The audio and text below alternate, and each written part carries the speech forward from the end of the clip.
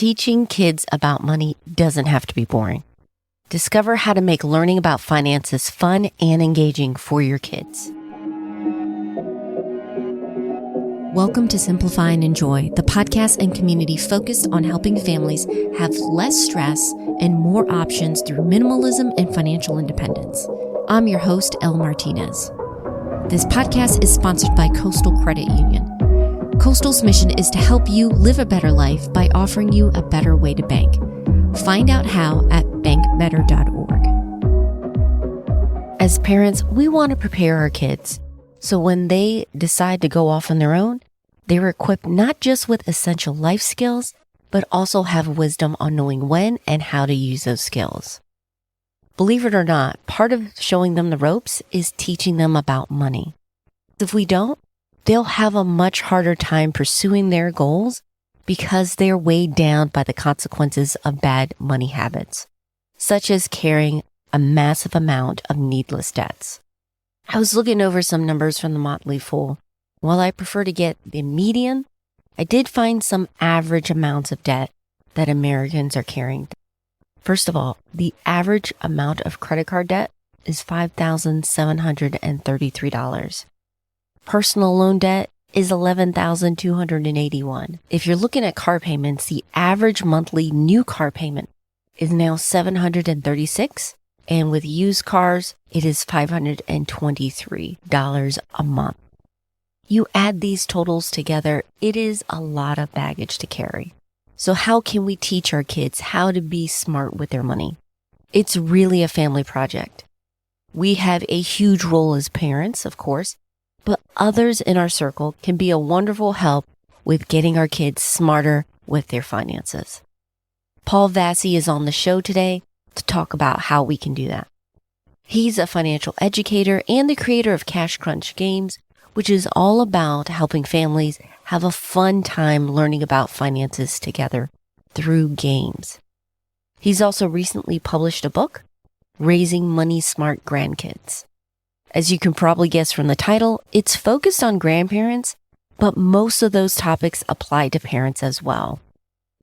In this episode, we're going to get into the power of conversation and games in shaping your kids' financial mindset, how to navigate discussions about budgets, savings, and making smart choices with a limited budget, and then creative ways to engage your kids in hands-on experiences that make learning about money fun and relevant to their lives.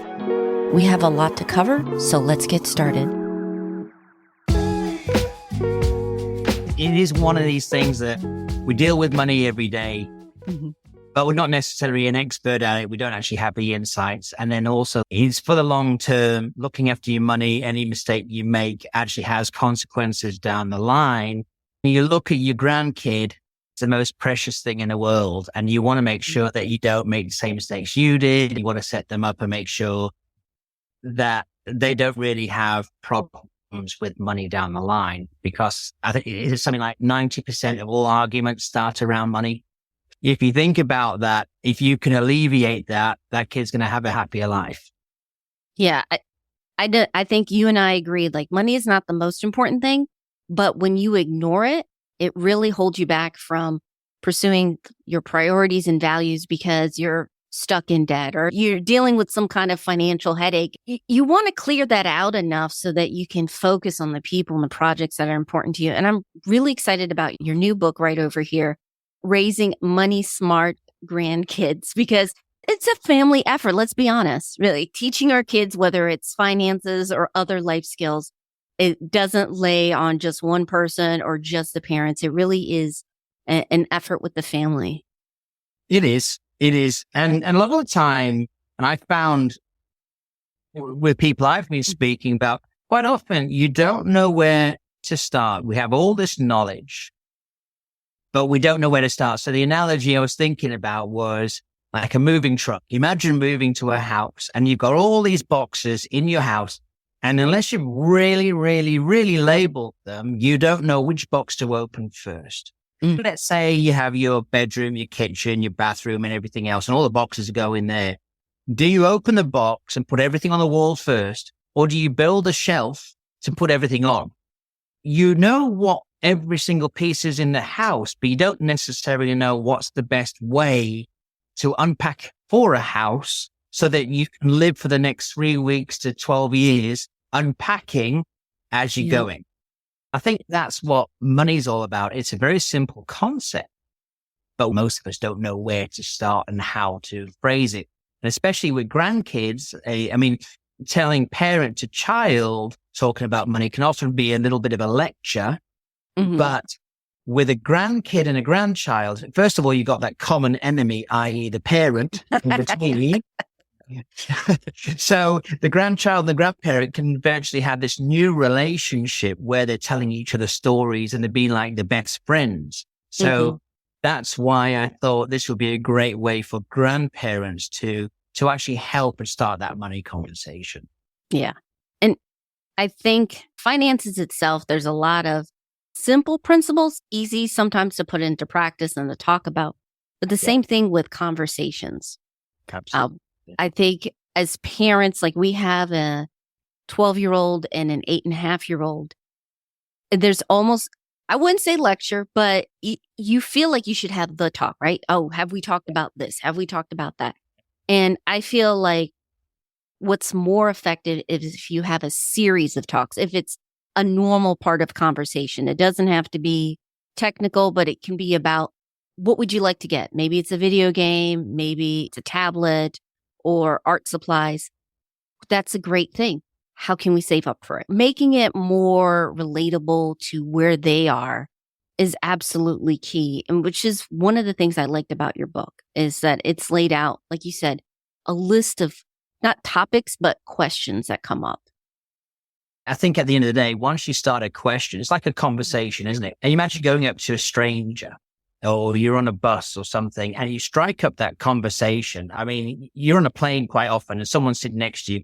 A lot of people won't look at you because they don't want to start a conversation. But then when you do start that conversation, it goes for the whole duration of the flight. It just becomes something very natural because you're in the same state, if you like. You're both trying to get somewhere. You're trying to pass the time.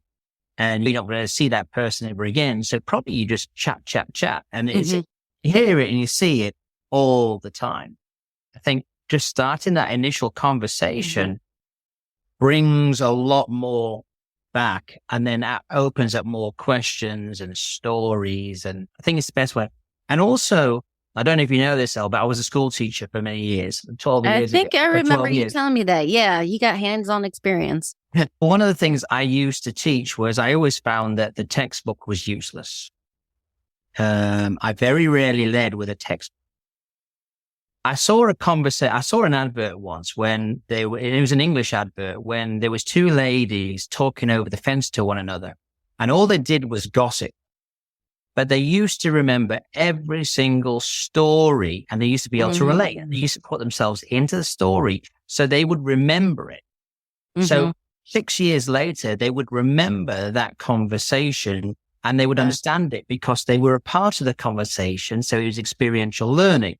Whereas if you actually read a textbook, you read a paragraph, you're not going to really remember it the next day. But if you remember gossip and you remember a story and conversations you had with your grandparents, about little things, little memories like that. That's how I really believe is a great way of learning and not just learning and being able to regurgitate, but actually being able to understand and apply. Because if you can't explain it, you don't understand it. Yeah, absolutely. You covered a lot here. Again, this is focused on grandparents. I think that can be an incredible way to build a relationship with conversation. But a lot of these are just great for families in general to kind of review and talk about. I want to highlight a couple of the questions that really resonated with me because I think a lot of families would appreciate that. You had one in 9 about creating hands-on experiences with grandparents with their grandchildren. Like when you are experiencing it versus, hey, I'm going to teach you a lesson about budgeting. But hey, when they're young, here's your first piggy bank. Let's play around with, here's 4 quarters. This is how you divide it. Or, like these conversations where you're engaging them absolutely, can make a difference. Those are the things that stick with you. I saw you had ideas about like even grocery shopping, getting them involved. I did Yeah. that with my kids before they started school, was like the snack budget. So before they could do a lot of the numbers per se, they knew they had one snack and it had to be less than this amount. And so it was a choice of bag of chips or cookies. And now So you're you having just a taught them, conversation. you just taught them opportunity cost. Yeah. I mean, you hear that all the time, opportunity cost. Then you Yeah. probably said, right, you got $1. Now you got 75 cents. So Mhm. you just taken a quarter away, go and find something again. So now they're learning to live within the budgeting rules. Yeah. So if you think about it as a parent, what you've just done is you've given them a wage, Mhm. taxes. Now you said, okay, here's your disposable income. Go and Mhm. spend what you need to get. All right. Now I've just taken some more away from you. What do you have to make do? So now you're saying, well, I always wanted this, but I can't have this, but this will fill me up. It'll give me my sugar rush and everything else I need. So they've just found an alternative. Yeah. All right. And maybe I shouldn't say sugar rush, but unfortunately we can't get away from the world of sugar. Or let's have some fruit instead. That still does the same thing. It fills me up, gives me energy, and does what I need to do. So Yeah. one I really want to share with you is a really, really good one, and it will save you a fortune in the Mhm. future. It's one of the hardest things a parent and grandparent can do is say no to their child. They'll say, I want this. Mhm. And you say no. And quite often you feel so guilty that you'll buy it. And then what'll happen is you'll put yourself in a hole because you just spent more than you wanted to because you may be on a fixed budget, fixed income. So get the money from a Monopoly set and then write down your outgoing bills. So you might go rent, electricity, water, sandwiches, allowance, all those different car payment, whatever it is, and write them down. And then it doesn't matter about the money. You can be accurate with whatever money coming in or just a rounded up number, rounded down number. And then start getting that wad of money and putting it, here's my rent and my mortgage. Here's my car payment. Here's my electricity. Here's my water. Here's my utilities. Here's groceries. And little Johnny, here's your money. So when they say, I want an iPad or I want the phone or I want this, I want that, you go, well, where's the money coming from? Okay. This is all I have is savings and I have this in the holiday fund. Now, if you want to go on vacation, here's the money. Do you want me to take this out of the vacation fund so we can't go? And then it's that kind of thing. And then they'll say, well, I want this. Well, where are we going to get it from? And they'll go, okay, we can cut down on electricity bill. Well, how are you going to do that? Yeah. I'll turn all the lights on. Whenever I'm not in the room, what you've just done is you teaching them that there's consequences. They see where the money's coming and going from. And then they're also giving you solutions to be able to get what they want. So now, guess what? They've said, hey, okay, I won't have that snack. I won't buy those expensive snacks. I'll have some fruit. It's cheap. So you go, okay, winner. I'm saving more. They're getting what they want eventually. My kids are eating fruit. They're not wasting water. They're not wasting electricity. I mean, at the end of the day, you can always say, well, if they want some, you can say, no, that's not the budget. Now the parent or the grandparent now feels confident enough to say, I don't, because you know where the money's coming, where the money's come from and where it's going. Yeah, I absolutely love that. So there's a couple things because I'm thinking of both as a parent and then with grandparents. First of all, I feel like we're not as parents for just talking to our kids about the cost, not to burden them, right? But to make them aware, like, are you understanding that, yes, I work and you probably just see the card, the debit card, that I'm using, but there's a fixed amount. I love that idea of like even using Monopoly money just so they can visualize and start figuring out.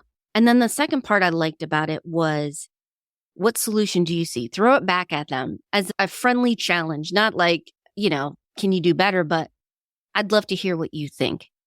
It's a good kind of challenge. It's one where they have to make a decision, empowers them where, you know what, I'm willing to do this. Either I'm chipping in, like you mentioned, making sure the electricity bill, try to cut back, or I'm making another choice, like you mentioned with snacks like that. You start small, but as they get older, now it's like, okay, they're more aware.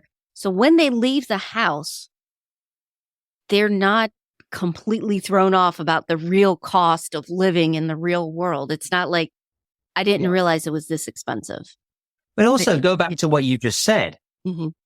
that as things get bigger, at the time in their life, a Pokemon card or a candy or something is the biggest purchase they will ever make, because it's all relative. As we get older, the bills get bigger, but it's still the same process. Yeah. So when you get $1 a week or $2 a week, I mean, that's all they have. So their purchases are down here. It's not up here. So it doesn't matter of the age. It's still the same thing, regardless of age. As they get bigger, it's the same principle, but it's relative to their age. Yeah. And I also love, like, grandparents, this is something they can do. As parents, you're like, okay, I got to teach them this, and that. But it's great to have grandparents, drop them off. Like, you're having these conversations, you're playing these games, you're experimenting and just getting comfortable with talking about money. That it's not a scary thing. You're not growing up like, oh, I heard my parents, they're stressed out about money. It's sometimes, we talk about the bills, but we're also talking about going on vacation. We're saving up for things we want to do, things that are like important and meaningful for us. Those conversations also need to be had. So I really love that question, because I felt like it's not just a lecture, but going back to like number 9, it's hands-on experiences. What can we give our kids on that? I think that's absolutely key, whatever level they're at. Yeah, there's lots of things we can actually do. I mean, for example, board games. When you play a board game, something happens to them in the game, and whether it's just making change or adding up or learning to play within the rules or learning to listen or communicate or make a plan or strategy or anything else.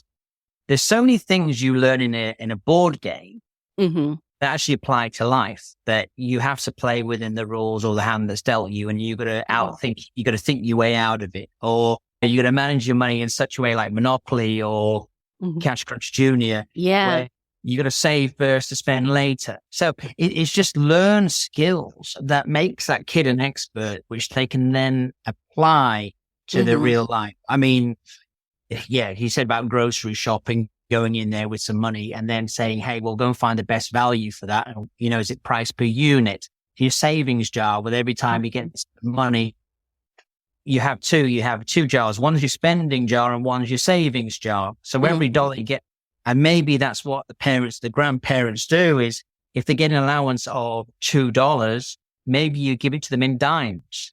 So they can put 20 cents or 10 cents in every dollar in the savings jar, and they keep the 90 cents. Now what they're seeing is the savings going up. That translates into parenthood with your emergency fund and your savings.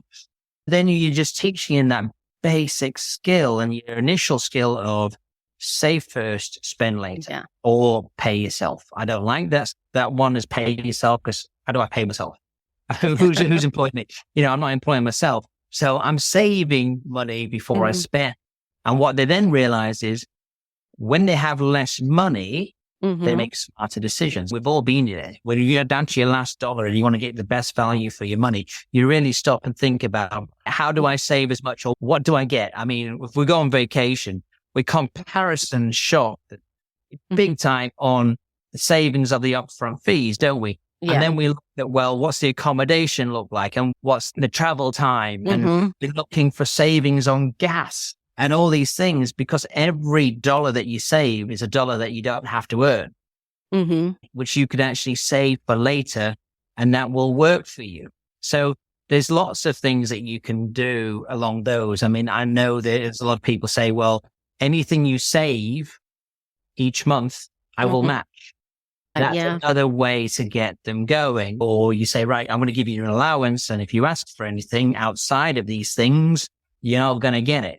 So now you teach them delayed gratification. There's lots of different things that you can actually do, even going back to grocery shopping.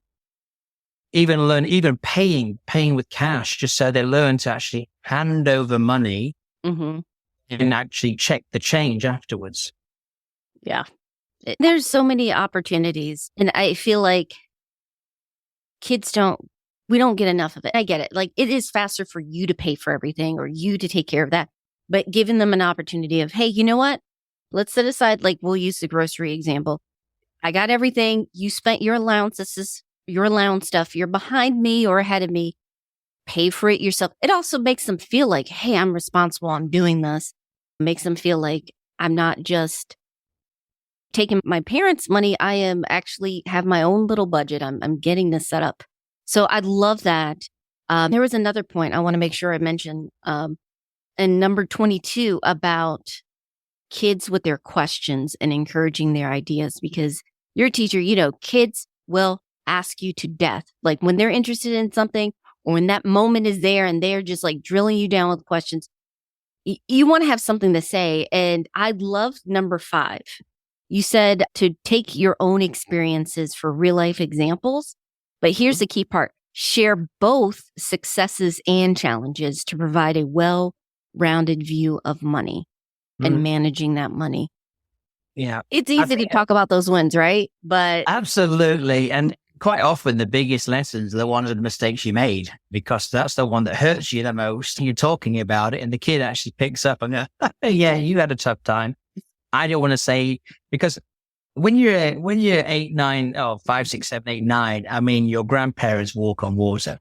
You don't think they could do any wrong. You think they are the perfect people. And you don't realize that some of them haven't got a clue about money, or they never make a mistake, right? They never forget anything. They're always right, blah, blah, blah. And then as you get older, you realize, maybe not so much, but actually by making the mistakes, it's something that they've learned. It's one thing you don't. It's like if there's boiling pan, you touch it, the kid touches it, they're never going to touch it again because, okay, I'm a bit weary of pans now on stoves. It's that kind of warning. I always think that it's better to learn from a mistake. But well, actually, if you were in a coaching world, yes, you will go over the mistakes and you go, okay, we've highlighted them, you've learned from them. You're never going to make it again. But also, if you've had successes, you should actually be equally spending a lot of time on those successes, because then you can recognize what the success is. So you may have bought something and it's like, but not by remorse, isn't it? Why did I buy that? Why did I use that? Blah, blah, blah. And you look and you go, well, that was a waste of money. So you can learn from that. But then on the other side, you can also say, I bought this and it was the best thing I've ever had. I bought it because of this. And you can actually then celebrate both sides. But then when the kid comes to it, to say, well, they've learned the value of money, and you talked about hourly rates. I only get so much an hour. When I spend it, it's gone. What did I get for my value of money? What is it going to do for me in the long run, as opposed to, I bought this piece of rubbish and I've never used it. It's collecting dust in my room. And I bet we all do that. Everybody watches podcast. I bet if we walk through our house now, we'd be ashamed of actually how much money we've actually wasted on things. Yeah. We're all guilty of that. But there's a couple really good points about that. One is, if we don't talk about our mistakes, right, we're giving the wrong impression to our kids. One, not just about ourselves. It's not an ego thing, but actually it would harm them, because when they make a mistake, because we all make mistakes in life, whether it's finances or not, they're going to feel like I'm an idiot. Like they're going to feel bad about it. Or something I've seen happen is they talk to a financial advisor who does not have their best interests at heart, but because they're the financial expert and they've had some, the kid, now an adult, has bad experience before, they'll just completely trust without having that critical thinking, without asking questions. And that can just mess them up for a very long time. But then also, just in a relationship, just let your kids make mistakes. We're kind of going through the middle of that now. Like our girls, their allowance, not that they're older, is a little bit more. And they're into YouTube, like a lot of kids, and the YouTube channels, buy our merch or do this. And they wanted to buy some stuff on the channel, and I commend them. They wanted to support a creator that they liked. But the overcharge, you waiting for weeks, they get it, and it's like, you paid this for this? But it was a good experience for them. There's a lot to be said about that with allowances. Like if they buy that and they realize, wow, I bought that and I got this, I mean, they may learn later on. I mean, that's the mistake they made, is that they've got to be aware of what are they actually getting for their money, and is it actually worth it? And then also learning, like you say, and that would be a learning point. Hey, I'm glad you got that $25 hoodie off YouTube, but let's just look at this for a second. So you're supporting the channel as $25, but you only saw the price, but then there was a $20 shipping fee, and then there was another $5 tax. So that $20 was now $45. So you had this much money. Now you owe me this much money because you only saw this price. What could we have done differently? Could we have maybe found that merch somewhere else? Could we have actually, is it still worth $45 to you? And if it is, fair enough. Yeah. But just know that the shipping and that could have meant another hoodie and potentially another t-shirt. Yeah. And that is a learning moment. When I was in the classroom, I actually pushed them to make mistakes. I actually wanted them in conversations to put themselves out there to make a mistake, because if they didn't, they weren't truly learning. Obviously, you get it right, great. I love it. But these kids were not learning. I really wanted to encourage them to think about as far out and as far wide as possible, rather than like this example you just said. We're getting the merch from YouTube, $25, great. But what else did we learn from that purchase? What didn't you see when you bought that purchase? And that's the learning point that I want them to be willing to learn. And if they make a mistake, and especially at a young age, so what? You're not buying a Lamborghini or a house or a time. That's the key, right? Like, let them have the little mistake with you so they don't have those huge mistakes. It might be $50, but what's $50 in the scheme of how many years you're alive? Really? So, you know, and that's why I think there's a lady who wrote a great book called No Cash Allowance by Lynn L. Finch. She's a friend Connor, actually.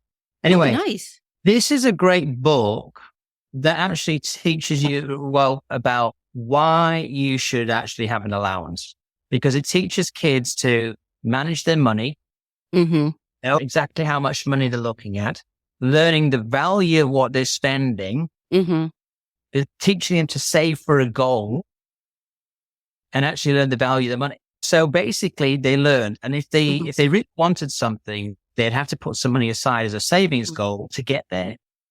And when they get there, do they still want that item? Yeah. If not, bonus, they got extra money. If they do, they really know that they do want it and they've bought it. They've had that cooling off period, if you like, to actually think about buying it. But think about that, translating that into adulthood when you're looking for that first deposit for your house, or scraping money to invest in the business, or even into investing. You've got that discipline to actually start those skills that we as adults require. So all I'm saying is that there's transferable skills from being a young child to being an adult. Money doesn't change. It's just the number of zeros and the line items. What I enjoyed about your book, it's not heavy with the technical terms of finance. It does cover things like credit scores and savings and budgets, but it's done in a conversational style, which I think makes it less intimidating, which encourage you to have more conversations, less of a barrier. But your great book is one resource. I know you mentioned before we started hit record some other resources for parents and families that want to help out their kids. Yeah, there's a couple. There's a great lady called Jamie Boss. She's got some Milton books. There is Rob Phelan, who's a Finn Connor as well. M is for money. Yeah. There's another guy called Sammy Rabbit. I mean, he basically teaches kids to sing through, learn about money through song and dance. So he's got his YouTube channel and everything else. Yeah. So there's a fair few people out there. And there's another one called Grandpa's Fables by Will Rainey. If you really want to get kids going with their own, that was another thing, is debit cards, because now we're trying to go, you read the news about cashless society and all this lot. But when you go to a store and you pay with a credit card, there's a big disconnect between spending money and actually swiping. They don't connect the dots. And that's a really, really big conversation where you say, well, a debit card and a credit card, they have to understand that, where debit card comes straight out of your account and every time a swipe is equivalent of giving money. Yeah. And in fact, the new online game coming out, shameless plug, in the next couple of months, where we actually make changes for elementary and middle schoolers. Nice. Where they're playing to save as much money as possible, but they have to manage the money, give money, and they also put a little bit of investing, but you only get money back at the end of the game for the investing. So it's a long-term thing. But when they have to spend things, they have to put it on their prepaid debit card. So they actually have to transfer money on a debit card. So that helps them connect the dots between a debit card and that. But going on to that, if you want kids to get into the hang of that, there's FamZoo, Bill Dwight. Yep, we use them. Card. Yeah. Yeah. Phenomenal, isn't it? He had 5 kids and he created this card for his kids to keep control of their spending. So he could see what they were spending. And basically you put money on the card each month or whenever you want. Yeah. They can go to the store for you and buy stuff. And if they haven't got enough money, they can request it and you can go yes or no. Yep. And you get a statement and everything else. So it teaches a basic banking skill. So Bill Dwight with FamZoo, there's Go Henry and there's Greenlight. They're all well worth looking at as well. So happy they got good options there. Yeah, we use FamZoo. I've met Bill. Brilliant guy, FamZoo. And really genuinely cares about, again, it's not just like making our kids financially savvy. That is good. But the conversations, what are we doing with our money? What's the big picture? What values, as us as parents and grandparents, what do we want to pass on to our kids? I love how you said your game is also going to include generosity with gifts. Have that a part of the conversation. Do your kids see you giving? We tend to keep certain things private, but we let our kids know, hey, we want to support this or we want to, do this. Well, I also think that it's a very important role because I think more and more people, unfortunately, getting more and more selfish. And we've got to keep that citizenship alive because, unfortunately, we're becoming more self-absorbed and becoming more of a circle, in our own little sphere. And I've seen this a lot. And, churches tithe a lot, but we can also give. And the thing is, it's not just about giving your money. It's about giving your time to help people. From an early age, it's great that young kids, and I love it that they're very helpful when they're young kids. And I just want to keep doing that in a way. There's always somebody out there that needs help. You don't always have to give money. You can give time. It's just sitting down with somebody and chatting, or it's just helping somebody with a chore. Or, during COVID and everything, when people were sick, there were actually people cutting each other's grass and, help the lawns and stuff like that for the elderly who couldn't get out to go to the stores. And people were like stepping up in the communities, help those who are really, really struggling. So I also wanted to bring a little bit of that into it as well. And that's why the gifting is there as, hey, you can give your time, but you can give money too. And also, don't judge when you're giving. If people are there with their hat down and they're scamming you, that's their issue. It's not yours. It's still good that you gave or you were being kind. Now you can get a little bit savvy with that and go, well, if these people are actually begging, buy them food.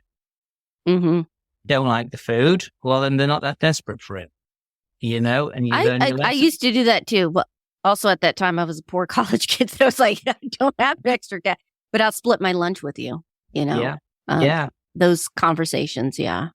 I think you've got to bring in a bit of citizenship with money because if people are just totally money orientated, it becomes very materialistic and very greedy to the point that money is the total goal. And I will do anything I can to have that money and forget about anybody else at the sideline.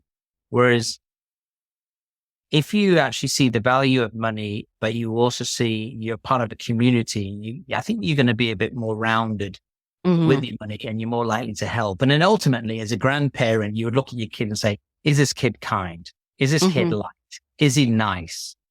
Has he got a good soul? Does he like money? Yes, but is he going to be successful? Does he look after his money or her money?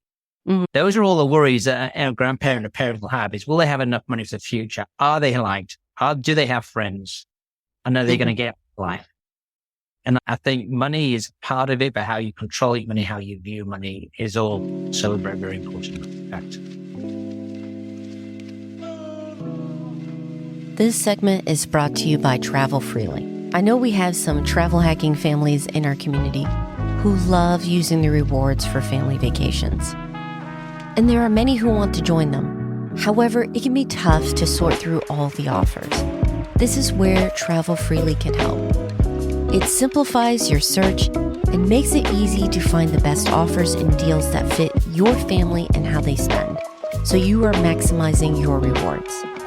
If you want to learn more on how to travel hack your next epic family trip, please go to simplifyandenjoy.com/travel-freely.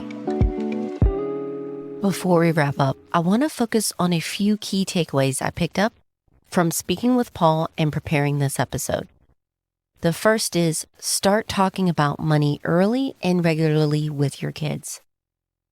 Begin teaching your kids about money even when they're young. Use hands-on experiences and games to make learning about money fun and relatable. Have these conversations be a normal part of your day. It doesn't have to be in depth. You don't have to make it complicated, but you can pass on important lessons about the value of saving up for things that are important to you, spending in a way that reflects what you value. These are essential lessons you can pass on. The second is encourage decision-making. Involve your kids. Let them see, here is our family budget.